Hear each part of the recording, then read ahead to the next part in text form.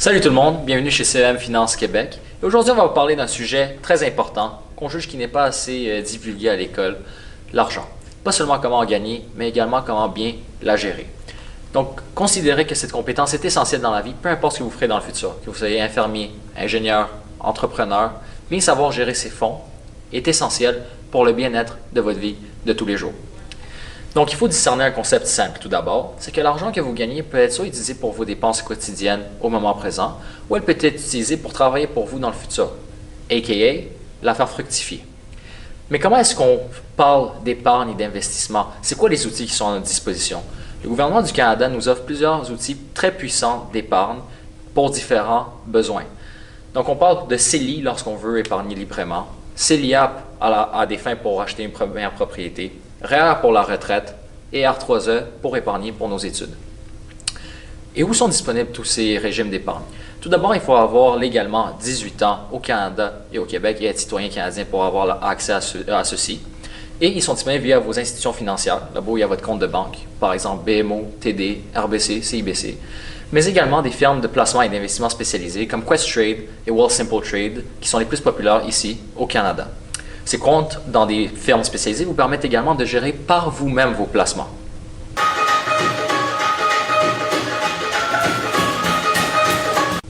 Peut-être que ça serait mieux si on n'a pas d'expérience de faire affaire avec un professionnel.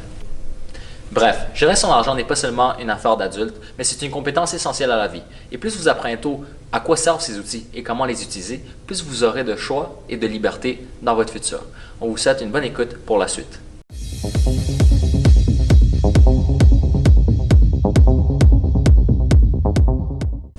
Créé en 2009 pour encourager l'investissement dans la société, le compte épargne libre d'impôt, comme son nom l'indique, vous permet d'investir de l'argent à l'abri de l'impôt. Il agit comme un contenant ou un véhicule de placement. C'est-à-dire que, par exemple, certains d'entre vous, chaque matin, doivent déjeuner avec des céréales. Donc, c'est vous qui choisissez la marque de céréales. C'est vous qui choisissez le lait. Donc, le CELI va agir de la même manière. C'est-à-dire que vous pourriez investir des actions cotées à la bourse, que ce soit Apple, Costco, Tesla ou plusieurs autres options que votre institution financière vous propose. Ainsi, tous les intérêts et tous les gains en capitaux faits avec l'investissement dans le CELI vont directement être versés dans vos poches, c'est-à-dire que le gouvernement ne pourra pas imposer vos gains. Ensuite, vous devez sûrement vous poser une question super importante. Est-ce que c'est moi qui décide le montant que je décide de mettre dans mon CELI? Eh bien non. Chaque année, le gouvernement décide d'un maximum qu'il est possible de verser, sans quoi vous devez payer des pénalités pour toute somme au-dessus de ce montant. Par exemple, en 2024, le montant était de 7 000 $ et en 2025, de même. Donc, si en 2024, vous décidez de cotiser 2 000 $, eh bien, le 5 000 $ restant va être additionné à la somme de 2025. Donc, vous pourriez mettre 12 000 $ dans votre CELI en 2025. Prenons un autre exemple pour mettre au clair cette information. Si en 2009, vous ouvrez un compte CELI, c'est-à-dire l'année d'ouverture de ce régime, et qu'en 2025, vous n'avez toujours pas cotisé un seul sou, eh bien, l'ensemble des cotisations que le gouvernement vous a offertes vont être à votre disposition. Ensuite, pour être éligible au CELI, il faut répondre à 3 critères, c'est-à-dire, premièrement, avoir la nationalité, la citoyenneté canadienne, avoir l'âge de la majorité et détenir un numéro d'assurance sociale. Surtout parce que votre argent va fructifier en territoire canadien. Pour terminer, le CELI, vous pouvez cotiser jusqu'à l'âge de 71 ans, qui est la limite finale pour pouvoir y verser de l'argent. Ensuite, vous devrez retirer l'argent pendant votre retraite. Passons maintenant à un exemple pour expliquer tout ça. Prenons l'exemple de Sarah. Étudiante en sciences humaines et serveuse à temps partiel, réussit à accumuler une somme totale de 4 000 $ qu'elle décide d'investir dans un CELI. Elle obtient un taux annuel moyen de 10 % et après 5 ans d'investissement, son 4 000 $ se transforme en 6 500 $. Ensuite, elle décide de faire un retrait de 2 500 $ pour s'acheter un véhicule d'occasion. Eh bien, il faut savoir que ce 2 500 $ ne sera pas imposable puisque ce sont des intérêts et des gains en capitaux. Je vous laisse maintenant pour la suite avec mes collègues pour les autres régimes.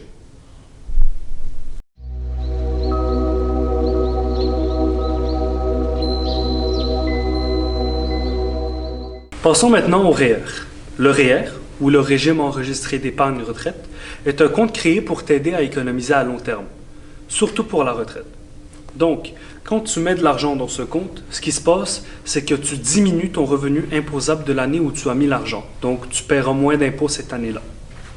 C'est comme si tu disais au gouvernement, « Hey, garde ton impôt, on s'en parle plus tard. » Pendant que ton argent dort dans le REER, ce qui se passe, c'est qu'il travaille. Donc, il va te générer de l'intérêt et donc du gain en capital. Évidemment, il faut que ça reste dans le REER sans le toucher. Au moment où tu vas venir le sortir du REER, tu vas quand même être imposable dessus. Par contre, vu que généralement on le sort pour la retraite, ton revenu est moindre durant ces moments-là, donc tu auras moins d'impôts à payer que si tu l'avais payé l'année où tu as mis l'argent dans ton REER. C'est comme en fait un frigo fiscal. Tu mets ton argent dans ce frigo-là, tu fermes la porte, quelques années plus tard, tu la rouvres et tu vois que ton argent a augmenté, tu as plus d'argent dans tes poches et que puisque tu es à la retraite, tu auras moins d'impôts à payer parce que ton revenu est moindre. Prenons un exemple concret. Marc a 35 ans et il a eu un salaire de 60 000 cette année. Il a décidé d'en mettre 10 000 dans son REER, ce qui fait donc que son salaire a baissé de 60 000 à 50 000. Ce qui s'est passé, c'est qu'il a baissé son seuil d'imposition et donc qu'il a économisé des centaines de dollars d'imposition qu'il peut donc mettre dans d'autres investissements et faire fructifier cet argent-là, en plus de ceux qui sont dans le REER. Résultat, rendu à la retraite, il pourra sortir petit à petit cet argent-là et payer des impôts, mais beaucoup moins que s'il l'avait payé quand il avait le 60 000 à 35 ans.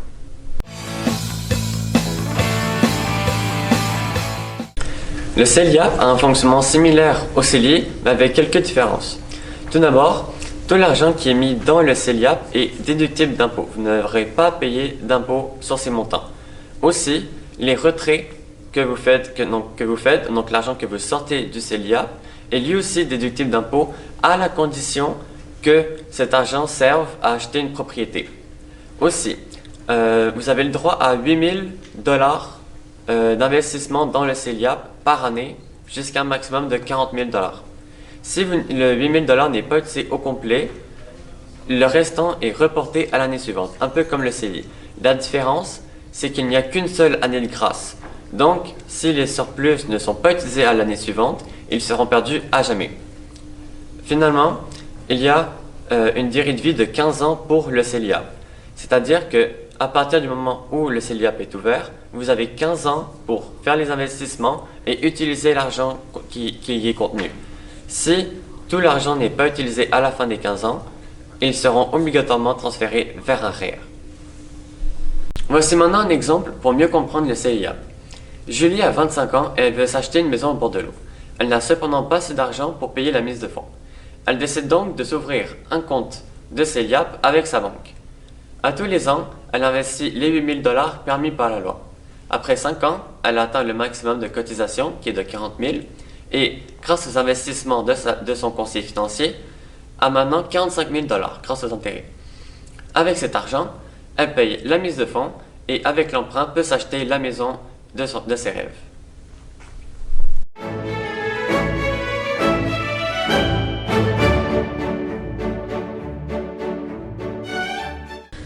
Là, je vais vous parler d'un compte qui a été créé pour rendre l'école un peu moins chère, le R3E.